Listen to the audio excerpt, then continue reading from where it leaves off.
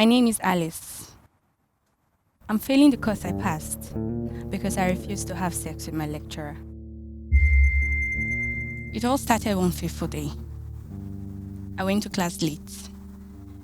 My lecturer was already in class. I didn't want to pass through the front door because I was afraid. So I went to use the back door.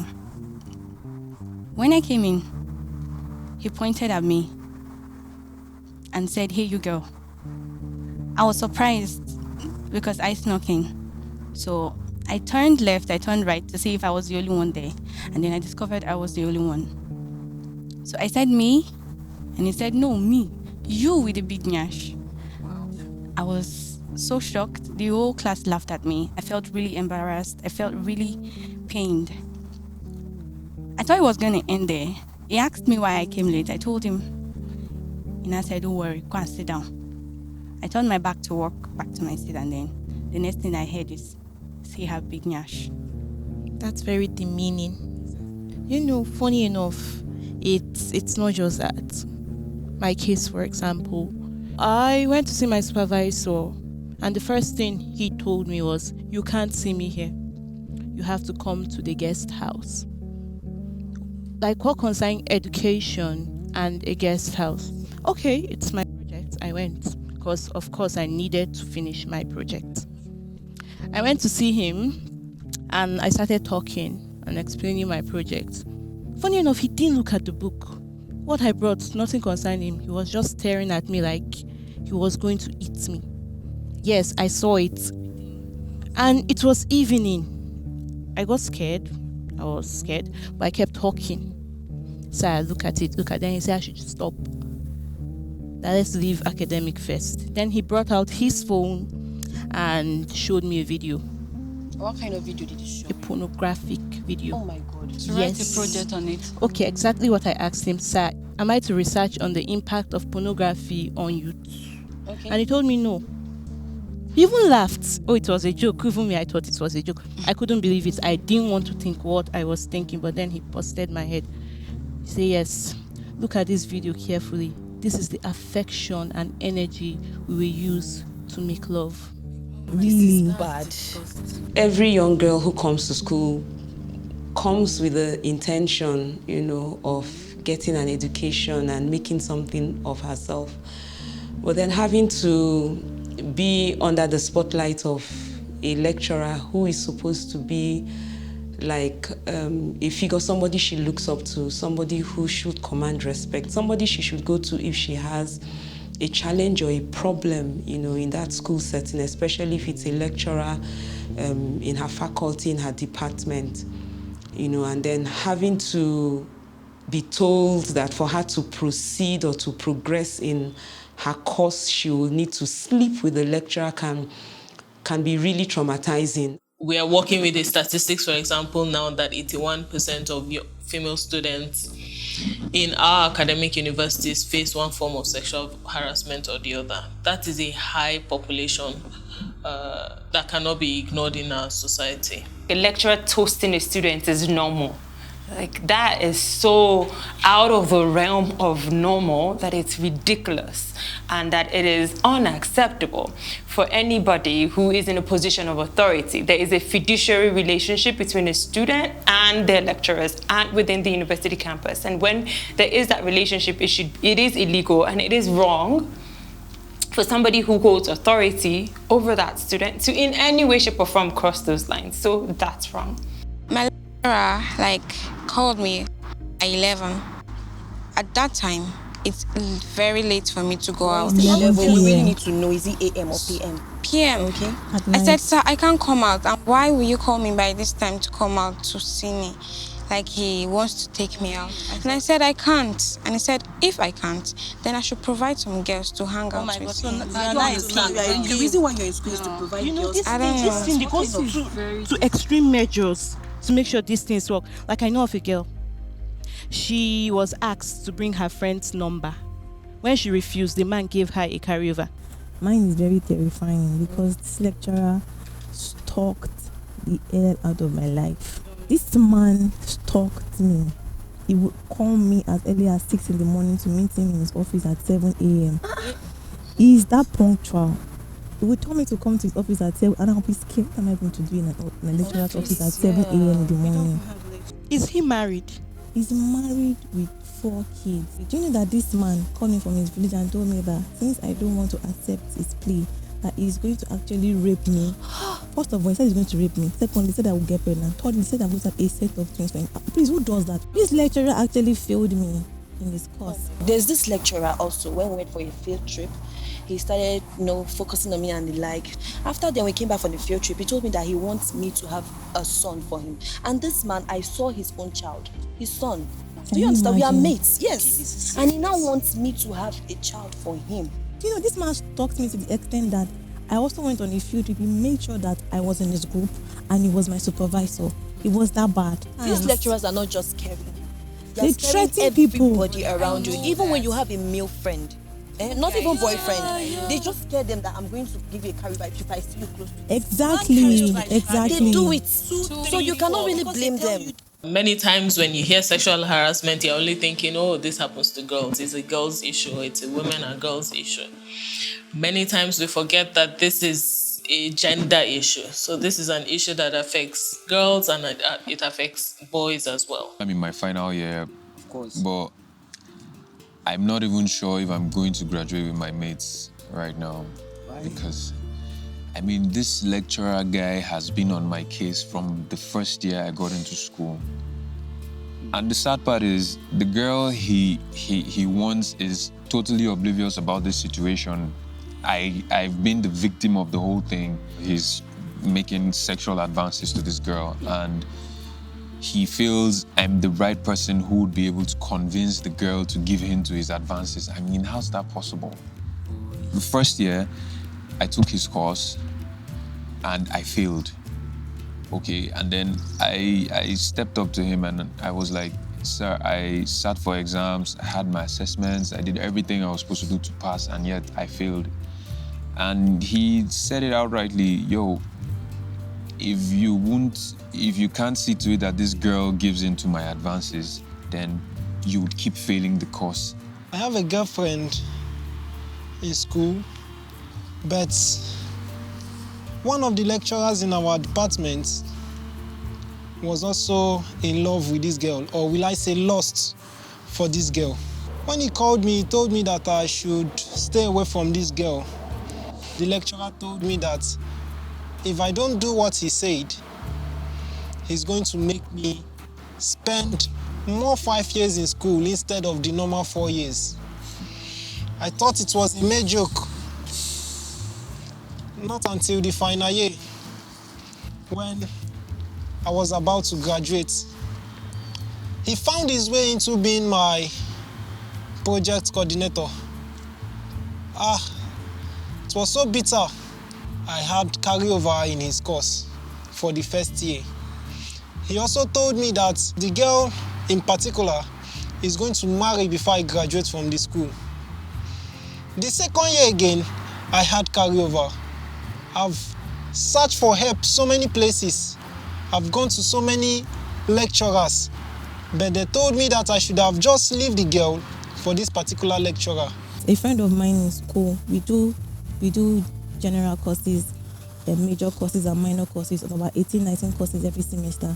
Because this man asked this lady out and she refused, just because she refused, this man made sure he failed her in his course and made sure she failed every other course in one semester. And this led to her withdrawal because she actually left school. I know of someone that almost committed suicide. It's so painful that we don't even know which of them is good or which of them are good. You cannot even walk up to one lecturer and say he is not like the others. Okay, imagine a lecturer will walk up to a fellow lecturer and tell you fail the student, and then you fail the student for no reason. That means they are all of the same clique. There's no one you can talk to, there's no authority you can report this kind of things to, there's no solution to it. We just keep suffering in silence, and the government is not even doing anything about it. Okay, look at my situation. Who do I run to?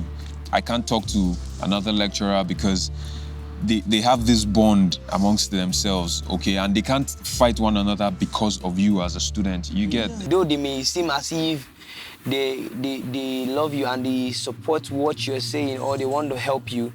But at the same time, they are the ones who will still snitch on you with the person you're actually reporting them to. The issue is what happens right now in our society is that you say no to a particular lecturer, you try to report that lecturer to somebody else, another lecturer, and they all gang up against you. The argument keeps being like, oh, there are only a few bad eggs. There are only a few lecturers who do this, not all lecturers.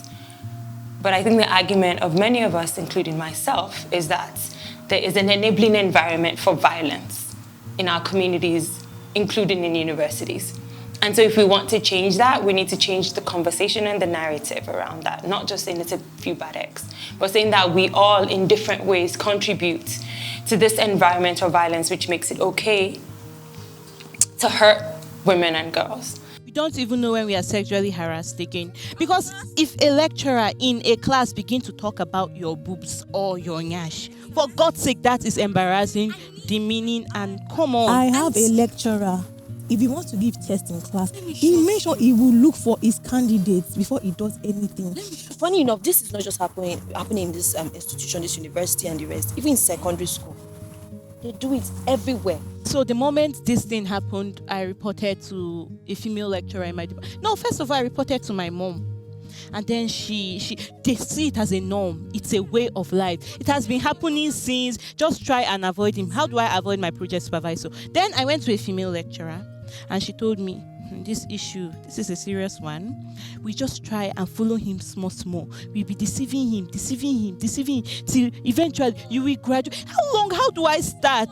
Not even only lecturers harass female students these days. Even the male students harass female students for different reasons. Some take tutorials if you want to pass. Some, if you want to sit close to me in exam, you come to my house. To be fair to our young girls and women, a number of them have tried to be innovative in trying to look at how they can support themselves or better equip themselves to have the right evidence to be able to take this forward within the justice system. But what we find happening is that the perpetrators are also getting smarter. So, for example, we would often advise girls to say, get some recorder so you can record your conversation and you have some form of evidence to be able to show that, you did face a form of sexual harassment or the other. But now we find the lecturers literally strip searching the girls even before they come into their spaces, just so that they are sure that they are really safe and are able to really take advantage of these girls. I entered his office and he was like, "You are recording, Abi. Where is your recorder?" And I was not recording because I was scared. He wanted to search me and I told him he cannot. Then he said he will call a female. I should call my friend outside to come and search me to make sure I'm not on any hidden camera. It's so normal for my lecturer to walk with me and swing his hand around my neck.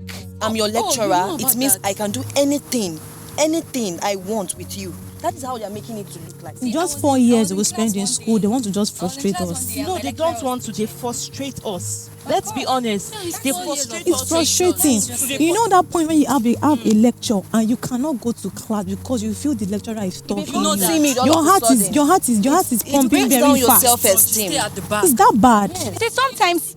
Just imagine after I said those words to me, I couldn't even stand in front of class anymore.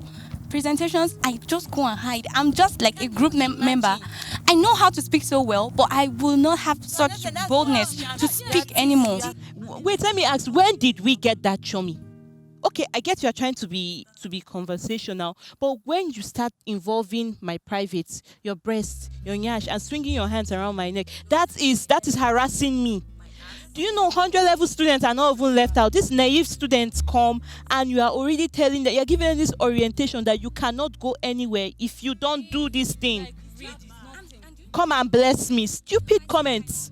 I know of a girl that almost committed suicide. She finished school and then she started again. Do you know how much school fees you keep paying and nothing is coming from anywhere because they can't clear you? The lecturers will tell you now that they don't want to do dull girls. They will go for intelligent girls. I have a lecturer that will tell you that even if I make out with you today, you must read. The people that can even walk to stop this thing, they're not doing anything. You report and the person you are reporting to is a person that is actually doing it. That's how bad this circle goes. They hold too much power. My question now is it a crime to be a lady in the university? When does no become yes? Please tell me. When does no become, please, I'm thinking about it. Very valid question. I don't go partying. I don't go clubbing. I'm in the hostel 24/7. At night, I go to night class to read. Sometimes TDB, till daybreak. And at the end of the day, you fail me because I refuse to have sex with you. Let me ask, what part of being a student are you not fulfilling if you do all these things? Why must having sex with the lecturer be a criteria? It was not there when we actually got admission. It was not part of the criteria of being a student or to pass. Oh, you must actually sleep with your lecturers before you get good grades. If not, why would we be in school? We will not be here. And we will not be reading. See, if you start thinking sexual harassment start from sleeping with them, you are very wrong. It starts from things they do. The words you say to me. Even when somebody should hold your hand, the lecturer hold your hand for without my consent. You don't have to hold. What right do you have to come and tell me your hair is nice? What right do you have? Why did you touch my book and tell me your book is fine? Why exactly, your book is fine. Your handwriting is making sense. What happened to comments like that? I was so shocked when he was teaching one day and then he came close to my seat. There was a table there.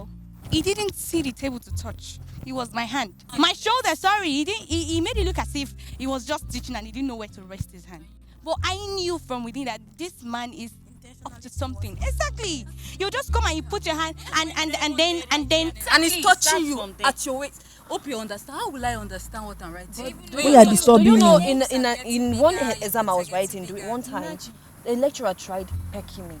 They'll turn it to laugh. They'll start laughing. This man here, this man here. He's even disrespectful to their wives themselves. How will you leave your children? Wife? And sometimes you are talking about wife. You are going too far. Yeah. This is within the school premises. You are already insulting your certificate. I say my mother say it happened even during her time, and up till now it's still happening. Nothing is being done.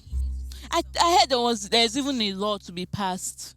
When is the law going to be passed? Because I've had it up to here. I'm going to kill somebody. Do you know right now I feel like killing this lecturer in particular. This girl have actually graduated from this school and I'm still here in the school. But it's better for someone to die than to live in this misery. It's just unacceptable that we have our girls resorting to killing themselves simply because we have structures that are incapable of protecting them from these levels of abuse. A number of clients I've worked with faced with different mental health issues like substance use disorders or depression. When we analyze the root cause of their mental health challenges, a lot of times it also points out to sexual violence. So some cases, childhood sexual violence, some teenage. And it's so interesting seeing how it plays a role and there is a pattern of behavior into their adulthood for something that happened years ago. Do you know how many times I've thought of dropping out? My project is on a full stop right now because I'm scared of my supervisor. Because I'm not even ready to have sex with him. Most times I begin to think, if this can affect us this way, then how much more for girls who are much more older and they already know their rights, but still they are being trampled on. I mean, this is really bad and it needs to stop. We girls, we are placing a demand on lecturers to put an end to this nauseating attitude. Really, they need to put an end to this nauseating attitude, thereby creating a conducive environment for all students and especially the female students. We are also urging every woman, every single woman, to please be their sister's keeper. Exactly. And also we place a demand on all the authorities that they should please stop this attitude of this sexual harassment to the female students in our academic institutions. So please, punish the perpetrators of such acts. The government, first and foremost, there needs to be policies in schools. There need to be cleared, laid down, written policies that is made public, that is signed into law, in these universities by the Senate, but also we need to understand that sexual harassment, sexual violence is a crime under the present Violence Against Persons Act. It's a crime that it should not be mediated. It's not just about the lecturer losing his job, which of course he should be, but he should be made to face the law. Data on these issues need to be collected. Every time a student reports, that data should be recorded, and universities in all tertiary institutions should be required to publish that data every year. It must start with creating an awareness for the public to help everyone understand that nobody ever asks to be raped, nobody ever asks to be harassed. You can never ever blame it on the girl. You can never ever blame it on the victim. It doesn't matter what the girl wore, it doesn't matter where she went, it doesn't matter what time she went, wherever it was she went, or whatever situation she found herself in for her to have been taken advantage of.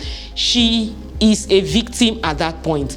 And so we all need to rise up to say, look, we cannot continue to allow this go on anymore. We cannot allow for our lecturers to continue to violate girls. And most often, what happens to them, they get a slap on their wrist and they are moved on to another university to continue to perpetrate the very same evil that took them out in the first place. That should not be allowed to go on. We should all rise up and say, look, no, this must stop. Anyone who is in charge of accreditation for any of these universities, because universities consistently have to be accredited for their courses, for the number of lecturers, their education, all of these things. I think safety and security should also be part of their accreditation, so that if it is very clear that a university is unsafe for its students, they should not be reaccredited. We will not stop. Women will not stop. Girls will not stop exposing these people. We will use every medium we can. We will push every influential person necessary, or systems or structures necessary, to make sure that action is taken, because enough is enough. Women will no longer take this. Girls will no longer take this. We will not be silenced anymore.